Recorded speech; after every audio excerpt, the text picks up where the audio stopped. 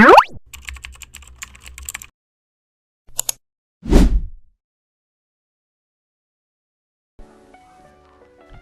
hapon mga ka-project.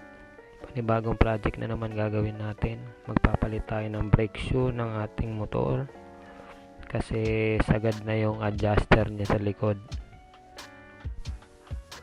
Ito na po yung mga tools na gagamitin natin. Una, itong impact wrench na napaka-importante. Kung gusto nyo mapabilis ang pagtanggal ng gulong natin, pwede namang back wrench o kaya socket wrench. Kaya lang kapag matagal lang hindi tanggal ang gulong, medyo matigas ng tikutin ng tornilyo at pwedeng mabilog. Ito rin T-wrench at screwdriver at saka itong mga open wrench. Tara, umpisa na natin ang pagpalit ng brake shoe ng ating motor.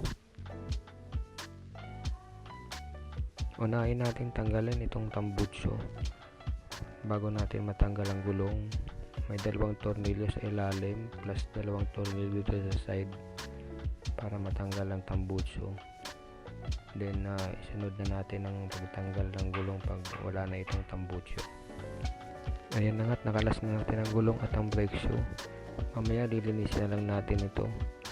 At ang shafting ng brake camshaft, lalagyan natin ng kaunting grasa mamaya. Kaunti lang mga ka-project para hindi kumalat yung grasa nating ilalagay. At ito na yung lumang brake shoe natin, medyo manipis na nga talaga mga ka-project. At ito naman yung bagong bili natin na brake shoe, binili natin sa kasa mismo para siguradong original. Ito nga pala yung brake camshaft at camshaft lever. Mamaya lilinisin natin itong camshaft at lalagyan natin ng kaunting grasa para smooth ang galaw ng ating brake shoe. Sinabay na rin pala natin yung paglilinis ng panggilid. Check natin lahat ng parts ng panggilid natin para sigurado rin tayo na okay pa lahat.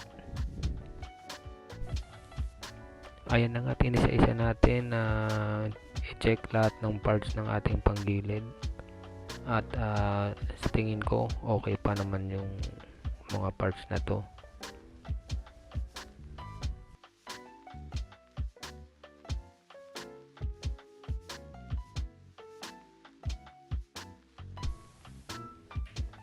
Ayan, all goods pa naman lahat ng parts. Kaya lilinisin lang natin ito lahat at ibabalik. Itong belt natin wala pa namang crack sa gitna, kaya ibabalik pa ulit natin to. Sinabay na rin pala natin pati ang change oil para isang gawaan na lang. Soon after. Ayun na nga mga ka-project at naibalik na natin lahat ng parts. At kung makikita nyo, nasa dulo na ulit yung ating adjuster ng brake shoe. Parang bago na ulit ang ating motor.